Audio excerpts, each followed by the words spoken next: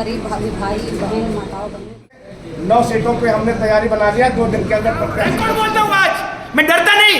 राम गोपाल यादव मैं उनको मिला था दिल्ली में, वो राज्यसभा का सभापति। मैं उनको बोला कि भाई ऐसा ऐसा है, मैंने मोदी के खिलाफ। बाराबंकी में अब तक भाजपा और कांग्रेस के बीच आमने सामने का मुकाबला था। अब मुकाबला त्रिकोणीय हो गया है। स्वतंत्रता अभिव्यक्ति पार्टी ने यहां से हुंकार भर दी है।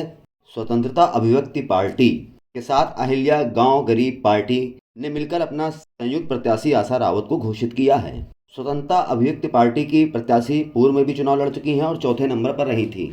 उन्होंने आज एक निजी रेस्टोरेंट में प्रेस वार्ता करके पत्रकारों को संबोधित करते हुए अपने विचार रखे। इस दौरान एसएपी पार्टी के प्रदेश अध्यक्ष लालजी यादव ने प्रत्याशी को बहुत ही उपयुक्त बताया और इस बार की तमाम गलतियों को सुधार करते हुए बाराबंकी लोकसभा सीट के कोने कोने पर लोगों से मिल रही है, मतदाताओं से मिल रही है और अपनी पार्टी की नीतियों से बता करके जिले में कौन कौन से विकास होने हैं, कौन से विकास कार्यों की जरूरत है और जिले की तमाम समस्याओं का निराकरण करने का वादा कर रही है अगर जनता उनको चुनती है तो। पार्टी के नेता लगातार कार्यकर्ताओं में जोश भर रहे हैं और प्रत्येक बूथ पर मजबूती से चुनाव लड़ने का दावा कर रहे हैं। एनडीए और इंडिया गठबंधन के खिलाफ कैसे चुनाव लड़ना है, क्या रणनीति है, ये जानते हैं। ये चाहते हैं कि हमारी पार्टियों की नीतियों को लेकर के हम गाँव-गाँव जाएंगे, हर पोलिंग पे जाएंगे।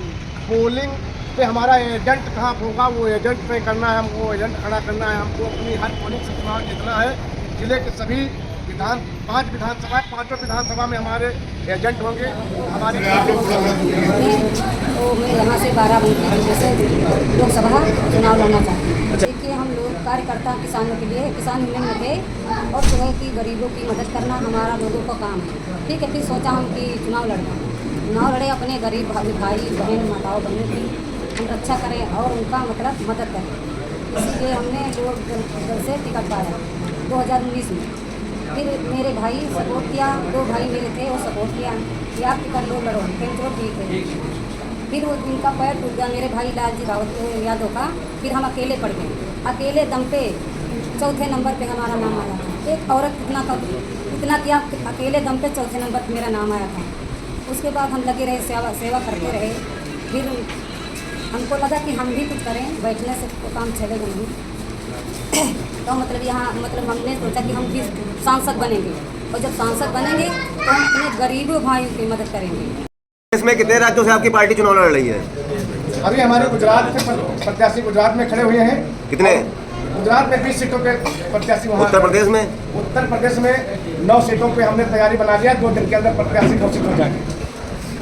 बाराबंकी तो फाइनल है, अयोध्या, बहराइच, गोंडा, सीतापुर, लखनऊ और एक बनारस, एक चंदौली। किन मुद्दों पर चुनाव लड़ रहे हैं आप लोग? चुनाव हम लोग महंगाई के खिलाफ, बेरोजगारी के खिलाफ और देश में जो भय मुक्त होना जनता चाहती है, मतलब यही कुछ दिक्कतें हैं। आपकी पार्टी कुछ प्रत्याशी अगर जीत के आते हैं तो किसके साथ जो है जाएंगे? एनडीए के साथ जाएंगे, इंडिया के साथ जाएंगे? अभी तो वो बात की बात है। पहले तो हमारा संघर्ष रहेगा कि हम लोग जीत के जाएं, जो तो आगे तय करेंगे। राष्ट्रीय अध्यक्ष क्या तय करते हैं वो ऊपर की विषय बात है। अभी तो हम लोग कभी किसी के सामने जा रहे हैं, अपने दम पे लड़ रहे हैं। जनपद की प्रमुख समस्याएं क्या आपको नजर आ रही हैं? जनपद में समस्या, ज्वलंत मुद्दे क्या है जनपद के? ज्वलंत मुद्दे हैं बिजली, पानी, स्वास्थ्य और शिक्षा। बाढ़ से जिला हमारा प्रभावित रहता है और आज भी गांव में मिड डे मील की जो व्यवस्था है, मिड डे मील हमारे बच्चे खा रहे हैं। हमको दुख होता है कि ऐसी व्यवस्था खत्म होनी चाहिए। मिड डे मील से देश नहीं चलेगा। एक देश, एक नीति, एक शिक्षा होनी चाहिए। यातायात की आपको समस्या नजर आ रही है जनपद में? अभी हमारे लखनऊ आना जाना हो, बाराबंकी कहीं आना जाना हो, सिटी बसों की अभाव है, किस तरह की कई जो है व्यवस्थाएं नहीं हैं जी। अभी हमारे बाराबंकी से तुमको जाना हो सुबह तो एक बस सुबह 8 बजे आती है, वहाँ से 6 बजे निकलती है और 8-10 बजे पहुँचती है। मैं विश्राम पाल धरगत अहिल्याबाई गांव गरीब पार्टी का राष्ट्रीय अध्यक्ष हूँ। स्वतंत्रता अभिव्यक्ति पार्टी और हम दोनों लोग मिल करके गठबंधन किया है और ये जो आज की ये जो पार्टियां हैं जो शासन कर रही हैं उनसे जनता बहुत त्रस्त हो गई है, महंगाई से, बेरोजगारी से।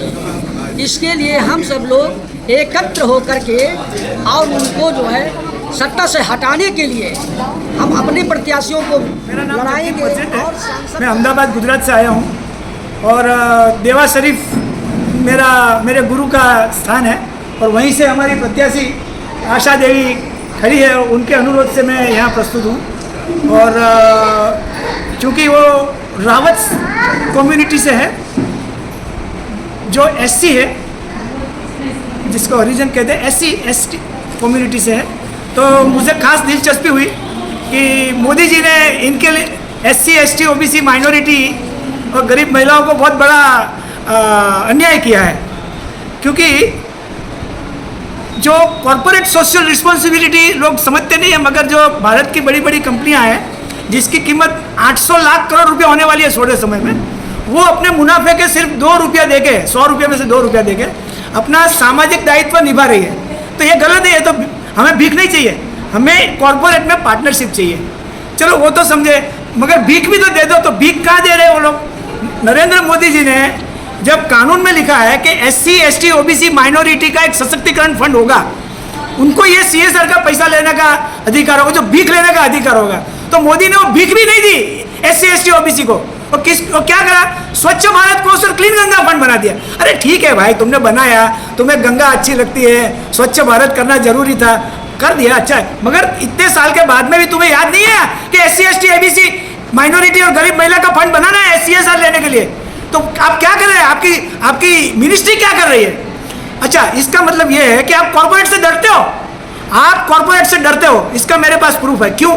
क्योंकि 2017 में मैंने आपको राष्ट्रीय गरीब सशक्तिकरण योजना फंड का मुसद्दा आपके minister doctor Thawarchand Gehlot through आपके पास भिजवाया। उसके बाद में हजारों लोगों ने एप्लीकेशन दी, मेरे पास सब प्रूफ है। तो इसके बावजूद भी आप में इतनी हिम्मत नहीं थी कॉर्पोरेट से गरीबों को पैसा दिलाने की। आज गरीबों का मेन पॉइंट, उनके पास कोई पूंजी नहीं है। तो गरीबों को, जैसे अभी प्रशांत किशोर के पास में जाके आया, कहते गरीबी दूर करने का 3 रास्ता है, या तो पूंजी हो, या शिक्षा हो, या जमीन हो। अभी इनके पास तो कुछ नहीं है। अच्छा, पूंजी तो तुम दिला सकते हो ना, थोड़ा थोड़ा। आज उनके पास पूंजी नहीं है, 20 साल के बाद उनके बच्चों के पास तो पूंजी होगी, वो भी नहीं कर रहे आप। डरते हो, डरपोक हो। राहुल गांधी भी डरपोक है, क्योंकि यही योजना मैंने 2012 में राहुल गांधी के नाम से दी थी, राहुल गांधी सशक्तिकरण योजना फंड, मगर डर गए। क्या बोलते हैं? सिस्टम साथ नहीं देती। वो टाइम पर तो पावर में थे। मैंने यही योजना पूरे एआईसीसी को, कौन सा सिस्टम उनका साथ नहीं दे रहा? अरे वो जब मिनिस्टर थे ना, जब सत्ता में थे, वो खुद he is on record of having said so कि मेरे को सिस्टम साथ नहीं देता। कौन किस सिस्टम की बात कर रहे हैं? वही जब वो जो यूपीए में थे, सरकार में, यूपीए में थे, सरकार में थे। हाँ, तो उनको जो सिस्टम थी, कौन से सिस्टम से प्रॉब्लम? वो उनकी सिस्टम, उनके पीए वगैरह जो भी उनके सलाहकार जो भी हो गए या जो सेक्रेटरीज हो गए, वो उनको सही गाइडेंस नहीं दिया। मगर ये समझने वाला न कांग्रेस है न समाजवादी पार्टी है, इनमें हिम्मत ही नहीं है। क्यों हिम्मत नहीं है? सब फंसे हुए कहीं न कहीं लफड़े में। बोलेंगे तो क्या होगा? मैं आपका आज रिकॉर्ड बोलता हूँ, आज मैं डरता नहीं। राम गोपाल यादव, मैं उनको मिला था दिल्ली में, वो राज्यसभा का सभापति।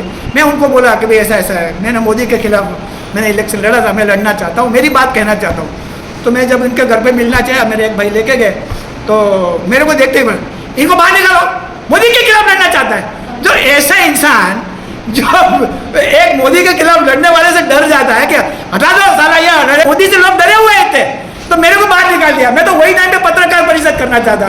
तब मेरे को एक जो भैया बोलते हैं कि जगदीश आप ऐसा मत करो, मैं तुम्हें उनके भैया से मिलाता हूँ। तो फिर लखनऊ जाके मिला, उन्होंने, तो मैं छोड़ दिया। नहीं तो